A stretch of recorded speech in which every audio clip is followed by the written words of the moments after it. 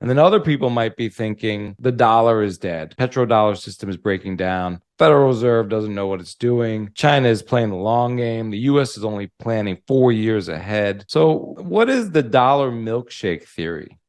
Yeah, so the dollar milkshake theory was put out there by Brent Johnson in 2018. And Brent just said a very similar thing to what Dalio said. He said there's too much debt in the system. And Brent said the next, financial crisis we get into, it could well lead to a sovereign currency crisis. So, and the reason for that is because the structural imbalances present in our financial system today. So Brent believes that the next big financial crisis we get into, you're going to see currencies all around the world hyperinflate as capital flees into the US dollar. So the US dollar is going to act as the straw that drinks the global milkshake, or all of the liquidity that's been printed over the past decade, and it's all around the world. Brent believes all of that liquidity is going to flow into the US dollar, and it's going to strengthen it significantly. And I largely agree with this thesis a lot. I'm a massive proponent of the dollar milkshake theory. And it's just, it all comes down to simple economic gravity. 60 to 70% of the world's trade is done in US dollars.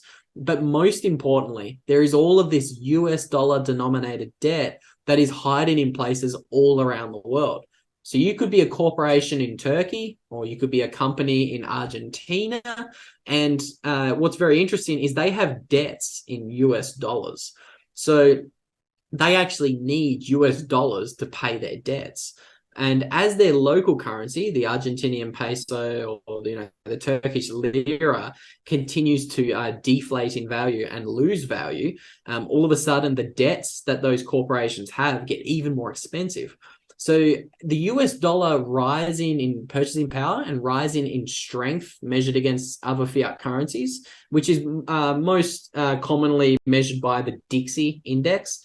As the US dollar gets stronger and the Dixie rises, what happens is these US dollar denominated debts all around the world, these debts are everywhere. They're in Argentina, Turkey, they're in the Cayman Islands. Banks all around the world have given out loans in US dollars. And as the US dollar strengthens, those loans get harder to pay. So Brent's thesis is what's going to have to happen is Turkey and Argentina are going to have to print their local currency, devalue their local currency, and go into the global forex markets to swap those lira and swap the pesos for US dollars. And then once the corporations have the dollars, they can pay back their US dollar debt. So essentially, it's just going to create like a massive domino effect where currencies all around the world hyperinflate, and the only domino left standing is the US dollar. And that is, the dollar milkshake theory in a wrapper or in a nutshell. And I think it's very interesting that, like, right now, today in the 2020s, in this dollar bull market that we are in, we're watching the largest and safest currencies around the world experience significant devaluation measured against the US dollar. So Lynn Alden actually wrote a really, really detailed piece on this. It was like a 45-minute read. And the synopsis of it was, okay, since we left the gold standard in 1971, the Dixie, or the US dollar, has had three large bull markets. And every single bull market the US dollar has, it's caused it's ended in a financial crisis. So in the 1980s, the dollar had a really aggressive rally. It appreciated a lot. I don't remember the exact numbers, but it like doubled in the space of 5 years. And that led to the 1985 Latin American debt crisis. And then the US dollar had a little bit of a bear market, had another massive rally in the 1990s, and that led to the Asian financial crisis. And then now we're kind of living through the next US dollar bull market. And this time it's not, periphery countries in Latin America or Asia that is having significant stress and is watching their currency lose value against the dollar. What we're watching is the European euro, the Japanese yen, the British pound, the Chinese yuan. All of the largest currencies in the world are losing an enormous amount of value measured against the dollar. So like the euro, for example, I believe that's at like a 25-year low measured against the dollar. They've lost something like 20% of its value against the dollar in the past 12 months. Japanese yen, same story, at a 22-year low measured against the dollar. Same story again in Britain. The British pound is at like a 37-year low measured against the dollar. And like, so I think this is kind of indicative or representative that I think this could be the last US dollar bull market. And I think this could be the US dollar bull market that kind of knocks all of the dominoes down. And the fact that it's the large, quote unquote, safe fiat currencies like the euro, the yen, and the pound experiencing stress is something that a lot of people should be paying attention to. Right. So then how may the dollar and Bitcoin complement each other?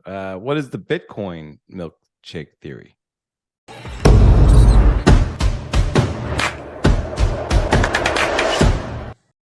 Well, there you have it, guys. Do you think I'm crazy? Do you think the dollar milkshake theory is actually going to play out? And do you think the Bitcoin milkshake theory is going to then follow on and play out the way I believe it is? Let me know in the comments down below your thoughts. And of course, if you want to send me some hate mail, send that over to Twitter. I've been getting all sorts of flack from people on Twitter who think that, Bitcoin adoption is actually bad for the United States. But of course, before you give me some heat, make sure you read the article first so you fully understand my position. If you enjoyed this interview, again, I'd recommend you to check out the full 2-hour conversation I had with Cedric over on the Bitcoin Matrix podcast. Again, Cedric is a good friend of mine, and I'm really thrilled I got the opportunity to meet him over there. I've been a long-time fan of his podcast. So if you enjoyed this little snippet, make sure you head on over, check out the full interview on Ced's podcast. If you enjoyed this one, feel free to slap a like on it and subscribe to the channel. I have plenty more clips and videos and all sorts of interviews ready to be posted over here on the Money Matters podcast. So if you subscribed, you will be notified when they drop. And with all that said, I'd like to quickly thank today's show sponsors who make this podcast possible. $10 of free Bitcoin, that's yours if you go and sign up over at Swan Bitcoin. They're a great Bitcoin-only exchange. We're really glad to be partnered up with them. Once you got your $10 of free Bitcoin and you've withdrawn it off the exchange, make sure you go and pop that Bitcoin into your own custody, okay? Check out the Foundation Passport hardware wallet. We're thrilled to be partnering up with them and offering you guys $10 off that puppy if you use the promo code BEAST. And finally, make sure you come and see me at Bitcoin Miami 2023. It's going down in just a couple of months now if my calendar's correct. And that means you guys are going to need a ticket. And if you want 10% off your ticket, make sure you use the promo code CoinBeast for that one. And with all that said, guys, I'm going to throw 2 more videos up on screen that you might enjoy if you made it this far into the podcast. And with all that said, I'll see you guys in the next video.